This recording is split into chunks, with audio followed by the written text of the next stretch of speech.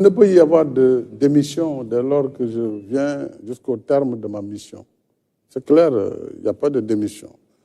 Maintenant, encore une fois, à la fin de cette mission, dès lors que ce que dit la Constitution dans son article 32, deuxième alinéa, 36.2, 36, deuxième alinéa, ne fait pas l'unanimité, tout le monde n'a pas la même compréhension.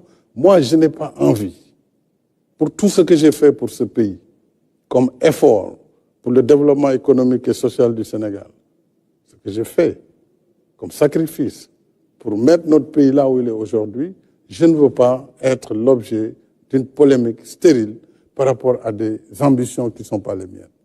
Et donc, je considère avoir fini mon travail à la tête du pays à la fin de mon mandat. Il appartient à toutes ces composantes du dialogue et au Conseil constitutionnel en dernier ressort de voir comment ils vont faire la suite du processus. Mais ce qui est sûr, il n'y aura pas de vide. On ne peut pas laisser un pays sans président, c'est évident.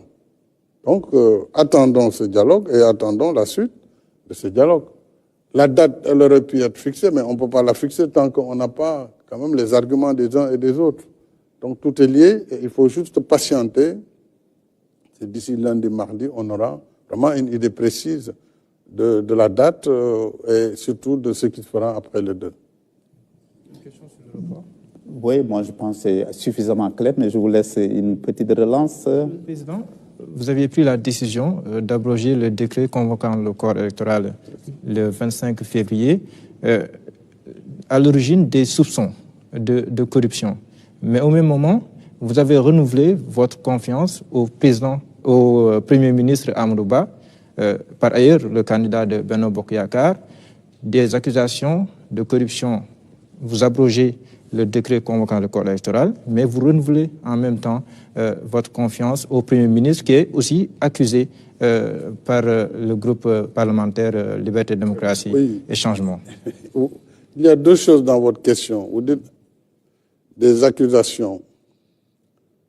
Une accusation ne veut pas dire qu'il y a un coupable. Il faut qu'il y ait la présomption d'innocence. Ensuite, le report n'est pas dû à ces accusations. Le report est dû à la deuxième proposition de loi qui est venue de l'Assemblée nationale pour informer le président de la République qu'une procédure est en cours au Parlement pour décaler la date de l'élection. D'ailleurs, si vous regardez bien les motifs, dans la note de présentation du décret portant abrogation, ce décret s'est appuyé sur la saisine de l'Assemblée nationale. Comme l'Assemblée est la seule qui vote la loi, elle était déjà en procédure pour voter la loi, on devait s'arrêter, puisqu'il y avait l'imminence du démarrage de la campagne électorale. La preuve, la décision du Conseil constitutionnel est intervenue bien après. Nous serions en plein milieu de la campagne électorale et on allait dire aux gens, on ne peut plus aller aux élections, arrêtez votre campagne. Donc, c'est pour éviter ce processus qui démarre sans avoir la certitude de nous mener au scrutin du 25 février que j'ai abrogé le décret convoquant les électeurs pour le 25 février. Alors, donc, la question de la confiance ou de la présomption d'innocence, ça n'a rien à voir avec le décret qui a été pris. Donc ça, c'est un volet politique qu'il faut séparer de cette question institutionnelle.